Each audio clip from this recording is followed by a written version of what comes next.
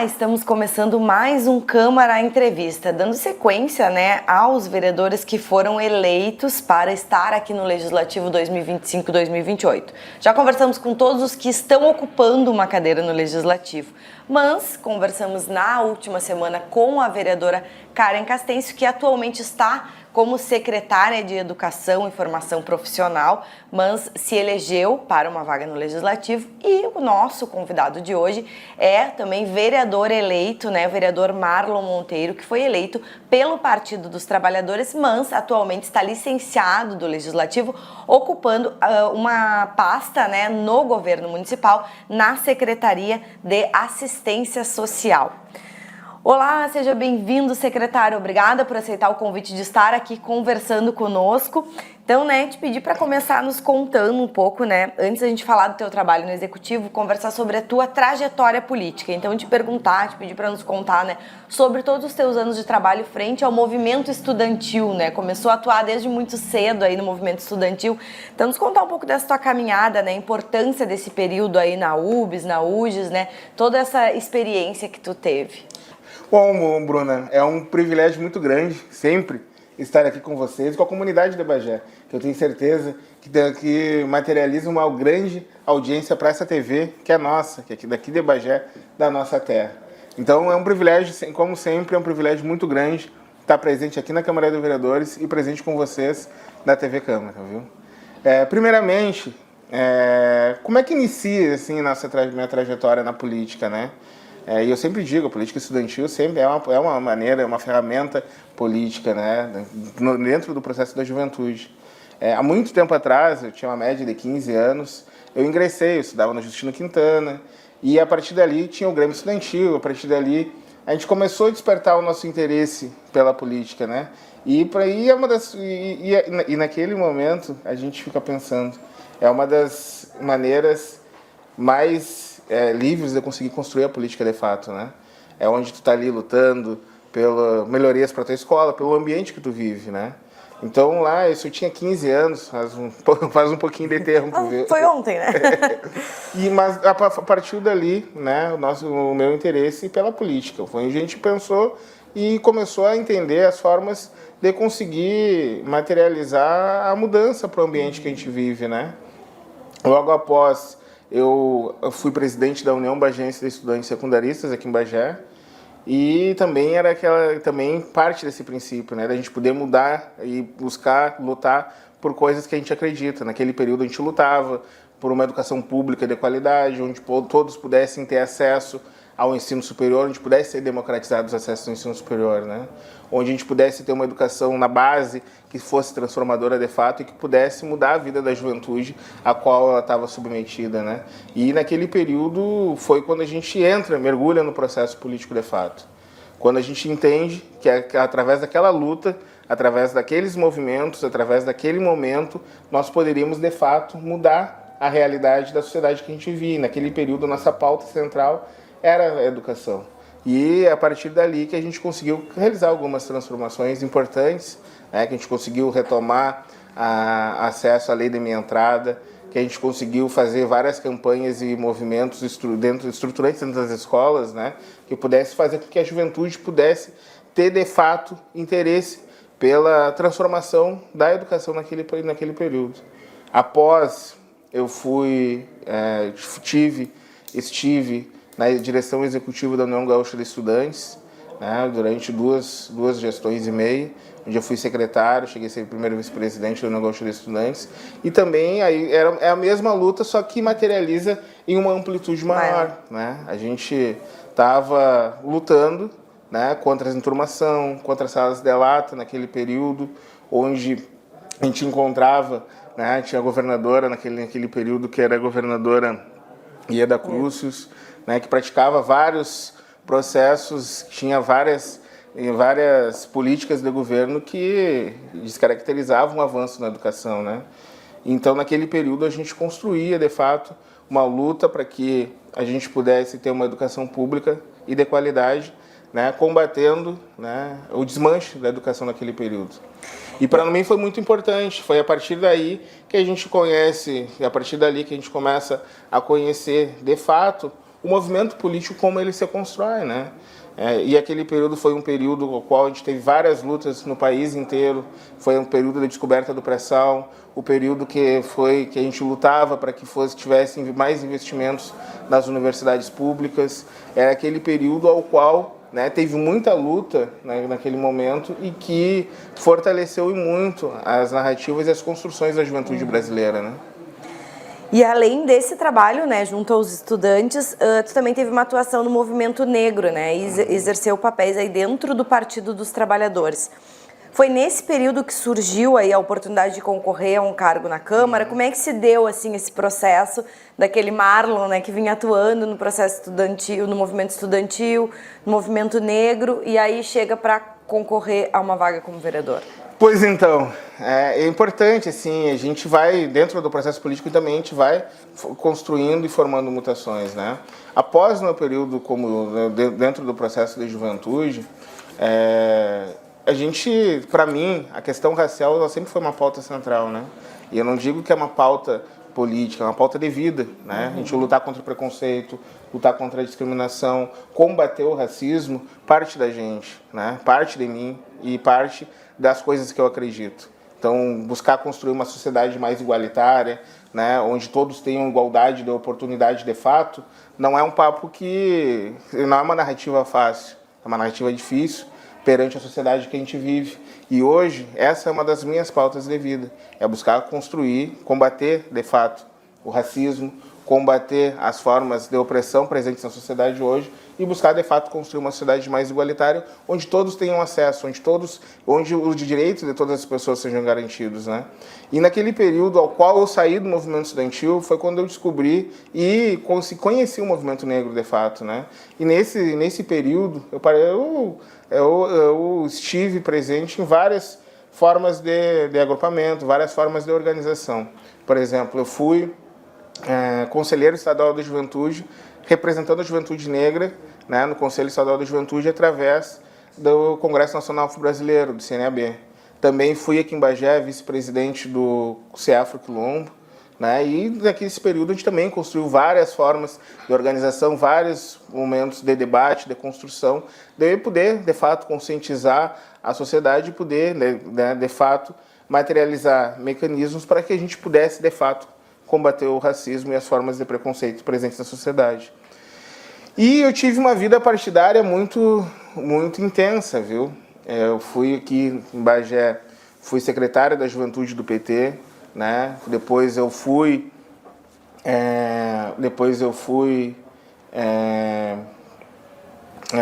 secretário de Políticas Públicas da Juventude do PT no Estado, no Rio Grande do Sul.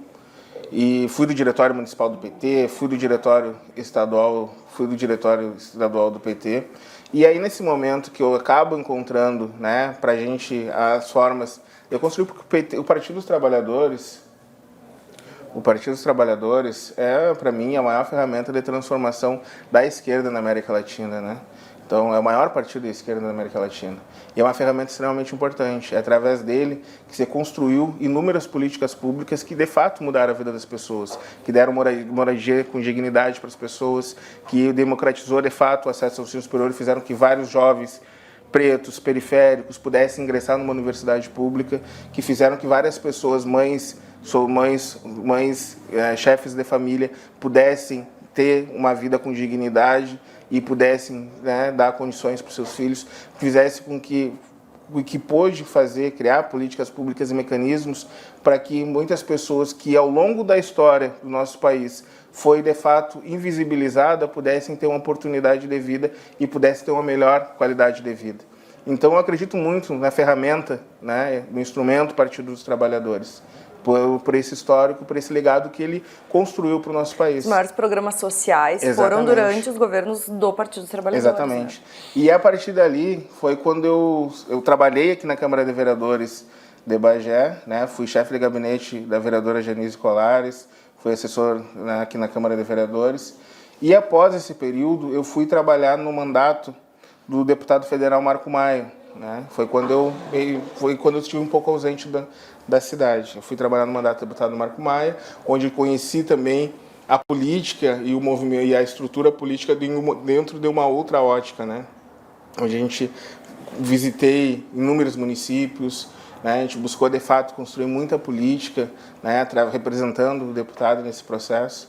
E, para mim, foi muito interessante. Após esse período, eu fui convidado pelo meu grupo político dentro do Partido dos Trabalhadores, a Avante, para compor a executiva estadual do Partido dos Trabalhadores. E, para mim, foi uma das experiências mais marcantes assim, na minha vida política até esse momento, viu?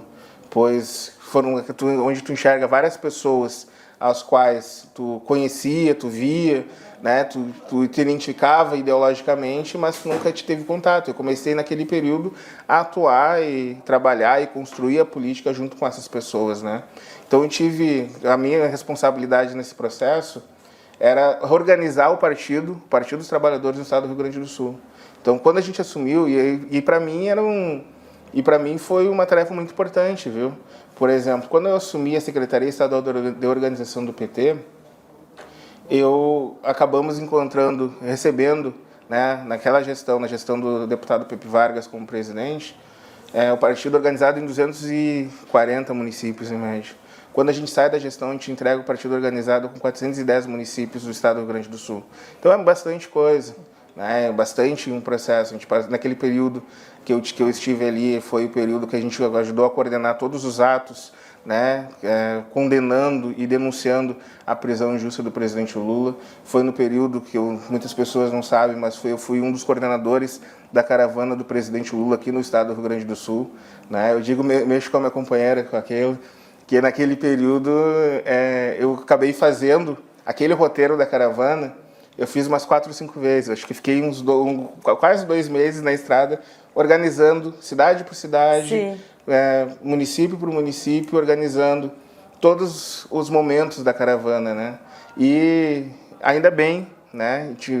Ocorreram imprevistos, mas ainda bem que a gente conseguiu fazer uma grande caravana do presidente Lula aqui no estado do Rio Grande do Sul, né? Estive na coordenação da campanha da majoritária em 2018. Então foram momentos que nos materializaram e que nos deram também um crescimento político dentro de uma perspectiva de ter uma outra ótica para o processo político, para o Partido dos Trabalhadores e para a construção política da sociedade de fato.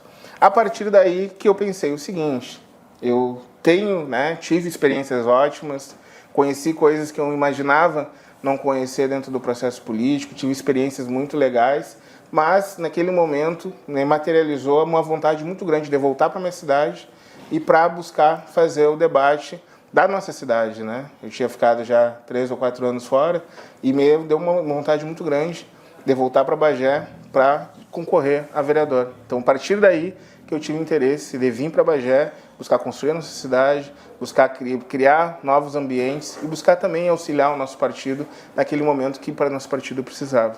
Então, retornei nesse momento para Bagé e fui candidato a vereador pela primeira vez em 2020. E tu sabe, deixa eu contar uma coisa para vocês.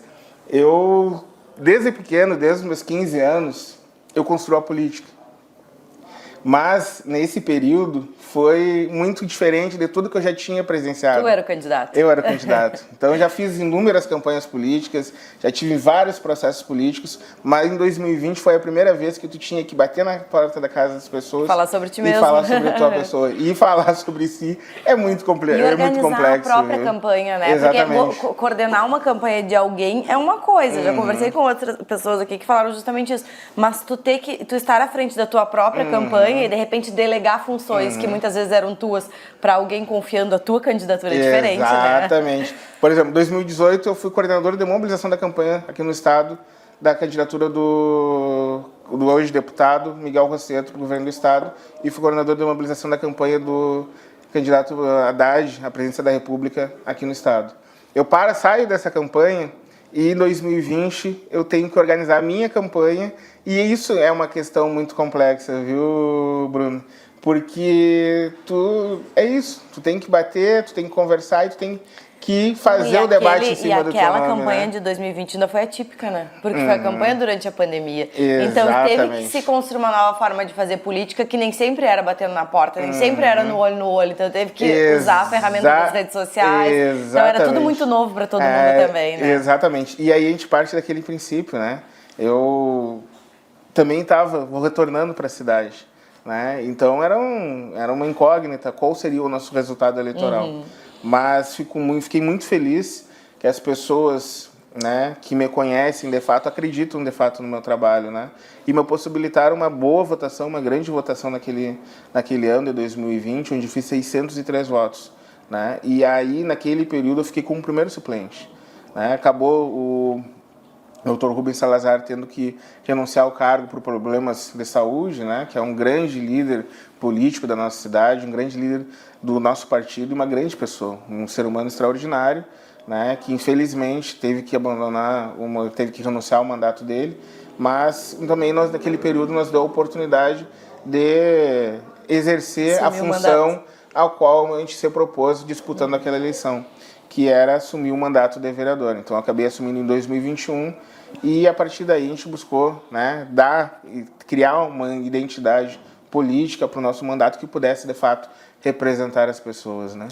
E aí, isso até o ano passado te transformou em um vereador de oposição, né, aqui na Câmara. Então, eu te pedi para contar um pouco, né, desse mandato que tu acabou assumindo em função da licença do Dr. Rubem e quais foram as iniciativas do mandato, assim, que tu destacaria. É extremamente importante essa tua pergunta, viu?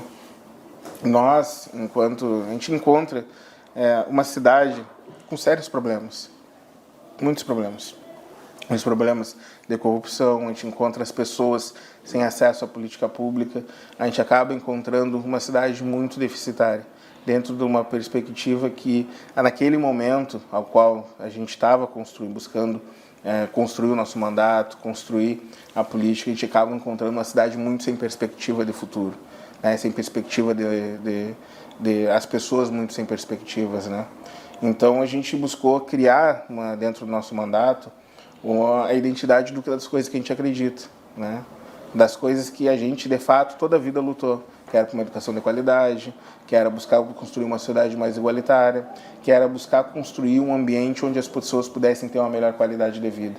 E toda a nossa atuação dentro do mandato, aqui na Câmara de Vereadores, entre 2021 e 2024, foi com essa perspectiva, da gente poder dar voz às pessoas, da gente poder dar voz àquelas pessoas que ao longo do período estiveram invisibilizadas e não tiveram uma representação política a qual elas pudessem de fato se identificar.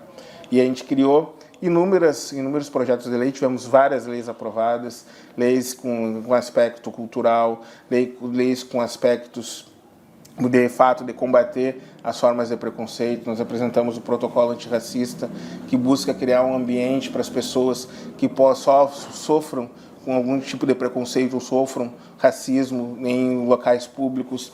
A gente apresentou e criamos apresentamos o projeto de lei e criamos a lei que institui em Bagé a Semana Educar pela Igualdade Racial, que busca criar um ambiente na cidade que pudesse combater, né, o racismo e as formas de preconceito lá na base, onde as pessoas começam a sua construção enquanto cidadãs, né? Apresentamos projetos, né, que buscassem, de fato, materializar. Apresentamos, por exemplo, a lei que reconhece as religiões de matriz africana como patrimônio cultural da nossa cidade, né? As religiões de matriz africana e as comunidades tradicionais como patrimônio cultural e material da nossa cidade. Apresentamos projetos de lei referente à saúde, né, no que diz respeito à comunidade LGBTQIAPN+.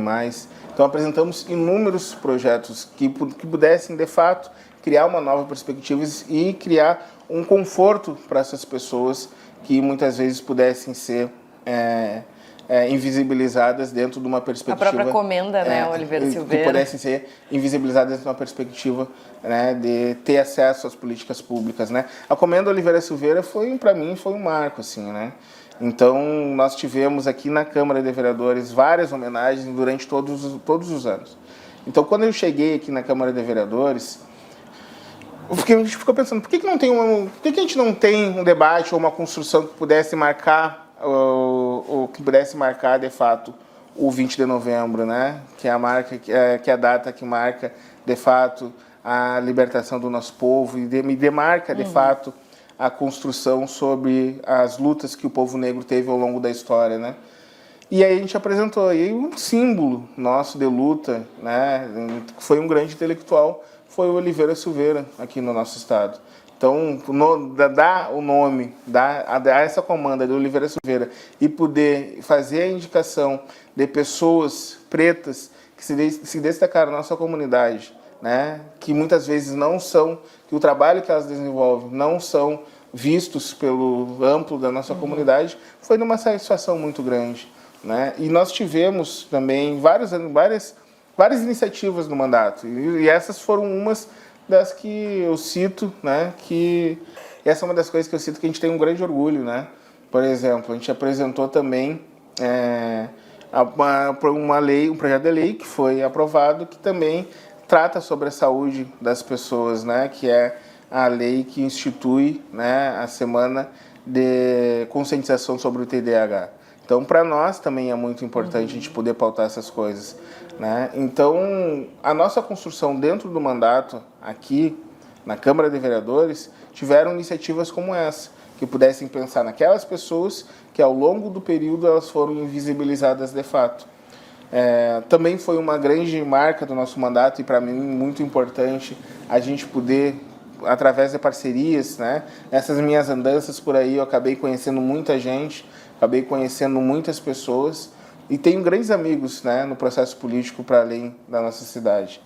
E para mim foi muito importante a gente poder conseguir captar recursos para trazer para o nosso município, né? Então, nesse período todo, a gente conseguiu captar bastante recursos, bastante emendas parlamentares que foram, de fato, investidas na nossa cidade. E uma que eu tenho um grande orgulho foi o centro comunitário lá construído na comunidade quilombola das Palmas, né? Eu me lembro que as pessoas...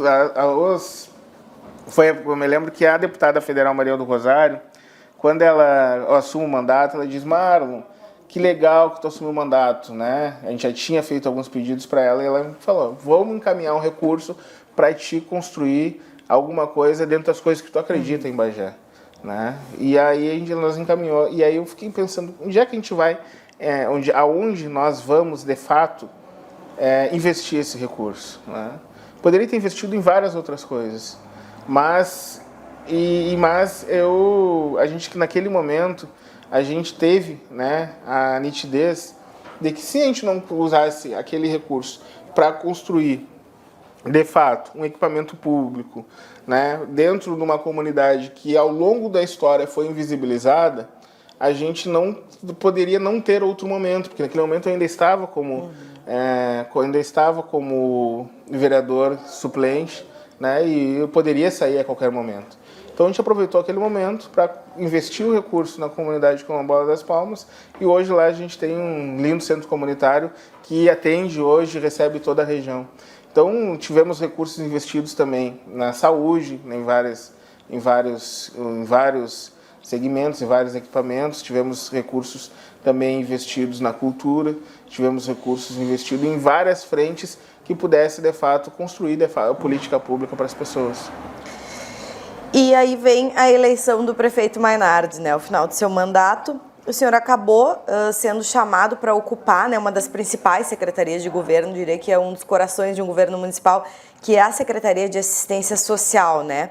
Então o senhor já estava eleito, poderia ocupar uma vaga aqui na Câmara de Vereadores, já tinha essa garantia, mas recebe esse convite. Nos conte então como é que foi receber esse convite e como foram os primeiros dias de trabalho lá na frente da SMASE.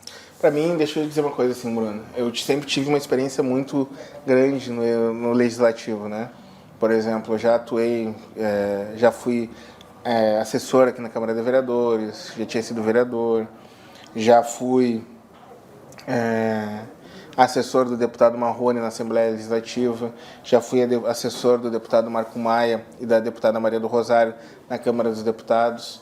E também foi um desafio muito grande, pela primeira vez, estar presente em uma gestão do Executivo, né? Embora a gente já tenha conhecimento sobre as coisas, a gente tenha um certo nível de conhecimento sobre a política pública, por as formas de construção dela, é um desafio muito grande, né? E eu fiquei muito lisonjeado, porque a gestão do prefeito Mainardi, ela vem com uma perspectiva muito grande de construir, de fato, política pública, né? Da forma que as pessoas que a gente acabou encontrando a gestão nesse último período, né? A gente acabou encontrando a estrutura pública nesse último período, né, nós cria uma responsabilidade muito grande. E essa responsabilidade é a gente poder dar de novo uma nova perspectiva de vida para a comunidade de Bagé. Uma nova perspectiva de construir, de fato, reconstruir o ambiente ao qual elas vivem, né? E o ambiente ao qual elas vivem é a cidade, é o nosso município. Por isso um novo tempo, porque a gente tem uma responsabilidade em construir um novo tempo para a nossa cidade. E quando o prefeito Mainardi, né, me confia a tarefa, né, acredita no meu trabalho e me convida para ser secretário de Assistência Social, Trabalho e Direitos do Idoso aqui em Bagé, nós cria também uma satisfação muito grande e nós confia uma responsabilidade muito grande, que é buscar criar política pública, buscar cuidar daquelas pessoas que hoje se encontram em situações vulneráveis, né? Que hoje se encontram em situações onde estão com seus direitos violados, onde se encontram hoje em situações que têm uma situação vulnerável muito grande. Então, para mim, é um desafio muito grande e, com certeza, vou dar o máximo, né, da minha capacidade, o máximo do meu tempo, o máximo da minha disposição, o máximo da minha vontade para a gente conseguir construir um bom trabalho à frente dessa pasta que é tão importante para a gestão municipal e, acima de tudo, é muito importante para as pessoas que vivem na nossa cidade. E em relação aos idosos, né? Como é que está a estrutura do centro de idosos? Estão sendo oferecidas atividades lá? Por exemplo, foi uma das primeiras coisas que aconteceram, né? Porque o centro do idoso, eu digo para as pessoas que me acompanham, a atmosfera daquele ambiente é muito grande. É muito grande. As pessoas, os frequentadores, sempre participam com muita alegria, com muita disposição e sempre nos dão um ambiente, né, com uma atmosfera muito bacana, muito legal. A gente encontrou aquela estrutura ali no centro do idoso, de fato, com as aulas paradas, em férias, e uma das primeiras coisas que a gente fez durante a nossa gestão foi criar uma nova rodada, um novo roteiro de atividades. Hoje são oferecidas mais de 20 atividades, né, onde tem mais de 1.300 pessoas que frequentam semanalmente o centro do idoso. E para nós isso é muito importante. São pessoas que são idosos, que saem de suas casas e vão para um lugar onde eles se sentem bem, onde eles praticam atividades esportivas, onde eles praticam atividades aeróbicas, onde eles praticam atividades as quais fazem eles se sentirem bem, né? Mas a estrutura que a gente acaba recebendo no centro do idoso é uma estrutura um pouco complexa. Falta muitas coisas, né? A gente acabou recebendo estrutura com banheiros, alguns com metade do seu funcionamento, com telhado chovendo muito, com muito problema de infiltração naquele prédio. A gente acaba encontrando o centro do idoso com o elevador não funcionando, né, o elevador parado, e a gente entende, né, o quanto é difícil para as pessoas, né, para os idosos, daqui a pouco subirem um vão da escada. Questão da acessibilidade, né? Na terceira idade já... Exatamente. Então, a gente está trabalhando muito para conseguir reparar essas questões, né? Para a gente conseguir reparar esses problemas para fazer com que aquele ambiente ali possa ser um ambiente, de fato, acolhedor, onde as pessoas já se sentem bem, se sintam cada vez melhor e possa ofertar o mínimo de conforto para as pessoas, que é também a acessibilidade do ambiente, né? E, secretário, a gente sabe que são 6 meses, né? Vão fechar 6 meses de trabalho do governo municipal, né? Fecharam 5 meses mais precisamente. E muitas coisas a serem feitas, muitas mudanças, muitos investimentos, muita necessidade de recomeçar em algumas pastas, em alguns momentos, em algumas partes. Uma das questões que a Ismase sempre atuou em outros momentos também, a questão da formação profissional também, né? De oferecer uma oportunidade para aquelas pessoas que precisam recomeçar. Às vezes, mulheres que sofreram violência doméstica, mulheres que estão passando, né, por, às vezes, um divórcio, uma separação, pessoas que estão com dificuldade, precisam de um curso, né? Como é que está essa questão da formação profissional? Já conseguiu ser retomada? Estão oferecendo cursos, a própria casa de cursos, né? Como é que está essa situação? Deixa eu explicar uma coisa para vocês, o seguinte. Quando a gente assume a gestão, a gente começa a trabalhar com o orçamento da antiga gestão, né? Então, tem algumas coisas que não foram previstas, tem outras que foram. E o que acontece? Todo o ano de 2024 não tiveram ações nesses equipamentos. E a Secretaria tem importantes equipamentos que fazem a qualificação, que fazem a promoção da qualificação, e para nós é importante. Por quê? Porque a gente acredita que construindo a qualificação profissional, tu pode fazer com que as pessoas tenham novas perspectivas de vida e possam melhorar suas qualidades de vida, possam ingressar no mercado de trabalho e possam viver com mais dignidade. Então, para nós, é importante a gente pensar e formular a qualificação profissional. Nós temos importantes equipamentos. Temos o centro de planificação, temos a casa de curso, temos os equipamentos da proteção básica que também podem buscar criar ferramentas para buscar melhorar a qualidade de vida dessas pessoas que buscam também por qualificação. Mas nesse primeiro momento, nesses primeiros meses de gestão, a gente estava organizando as coisas, estruturando, planejando para conseguir fazer com que esses equipamentos pudessem de fato ser retomados. Agora a casa de curso está começando a criar um fluxo de atividades, né? São vários cursos já ofertados esse ano. No Centro de Planificação estamos terminando a projeção dele para esse segundo semestre, ao qual a gente vai retomar as atividades. E é isso, é extremamente importante dentro dessa perspectiva. Estamos trabalhando muito, buscando parcerias novas para que a gente possa criar mecanismos para que as pessoas possam de fato se qualificar, possam de fato se ingressar no mercado de trabalho.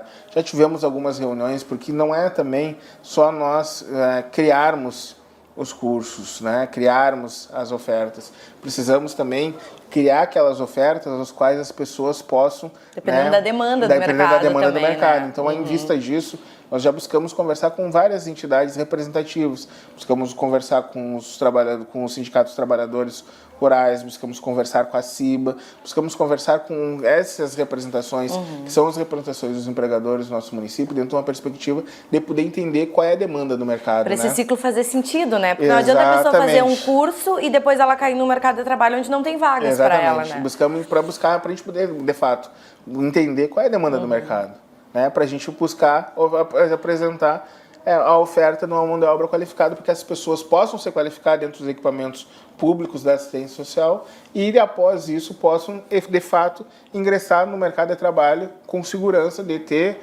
se manter no mercado de trabalho com uma qualificação e com a sua profissão, de fato, ali, né? Então, a gente está trabalhando muito nisso, né? Só que isso demanda um pouco de tempo, mas a gente acredita que agora, no próximo mês, a gente já vai conseguir lançar um programa muito importante para o nosso município de qualificação profissional.